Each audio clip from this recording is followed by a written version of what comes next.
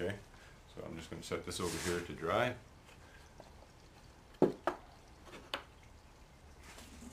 And I'll gather up the stuff that we use to make the coating mix. Now there is, as I said before, there's a product called Flex Paste.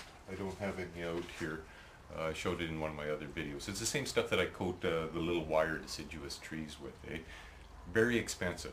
So if you're going to do a piece like this big, I mean, covering it with Flex Paste, you're looking at $20 worth of Flex Paste. Okay, too expensive. So what I do is I buy acrylic latex caulking. Okay, you can get 4 tubes of this for about 10 bucks. I use Weld Bond glue. Up here, this is about $30 for a gallon.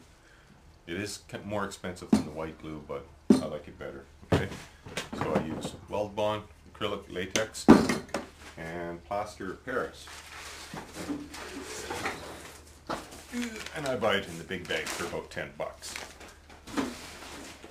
Now that'll make a lot of flexy type paste. Okay, so acrylic latex, it really doesn't mix with water or anything very good at all, but it does come in multitudes of colors. This stuff is a gray, so since I'm going to be painting the building kind of a whitewashed gray, might as well use gray acrylic latex. So first thing you do is you squish some. This is old stuff, so it's a little bit tougher.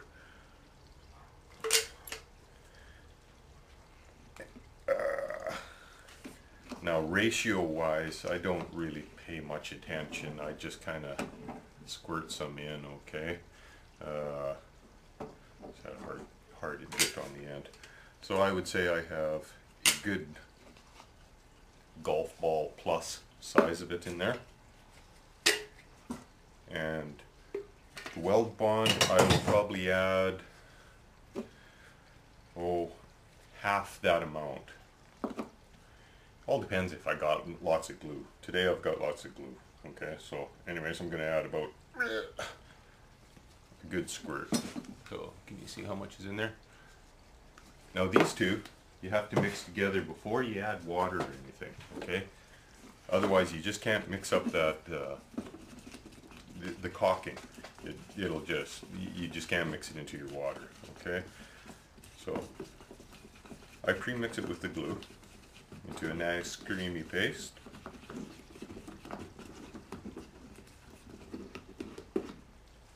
Voila. And then I add water to that. And I water it down, let's say for the amount that we had in there, a golf ball, I've got maybe an ounce of water in here. Maybe 2. So that's you know, like 3 tablespoons worth of water there for a golf ball size batch that we're making. It keeps fairly good. You know, you can make up you know, more of this and save it, but after, the reason why I'm watering it down is because I want a whack of it, okay? A lot of it. So what I'll do is I'll stir in the water until it's nice and mixed, and then I'll add plaster of Paris to thicken it back up again, okay? Now, if you let it sit for a couple or 3 days, your plaster of Paris bit will sink to the bottom, so you'll have to kind of re-stir it. And it's not like cement, it doesn't, what do they call it, skate?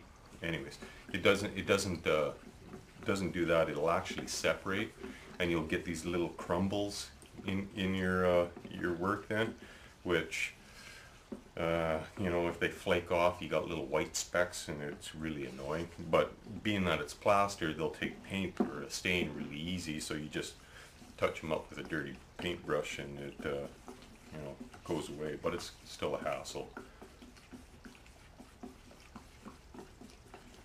So I'm going to stir and stir.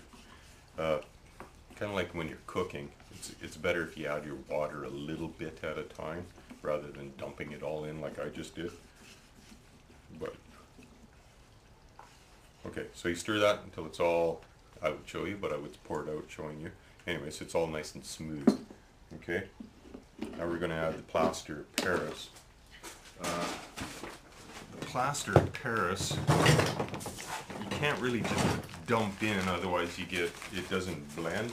So you have to add this really slow. Usually what I use is, here we go. It's one of these old flour sifters, okay? Now, it's nice because it'll take out any lumps that you have in your plaster of Paris or twigs or sticks or whatever, and it'll let it go into your mixture here slow. Okay, so you can turn the handle, or I just shake it. Okay. Don't add so much that it's thick, like, you know, a paste. Otherwise you won't have time to spread it on, and it won't flow into the little cracks, like, you know, on this building. Hold on here, that we made. Okay, we've got those little bricks that we made. See that my beam is falling down there. To hold these on, you know, what works really good is a pin.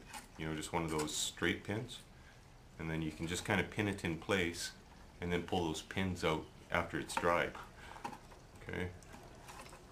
There's all kinds of little clamp thingies that work good too. I'm just going to keep putting this back in until it stays. Okay. Now this is a nice creamy consistency here now. It's like runny sour cream, which is good consistency.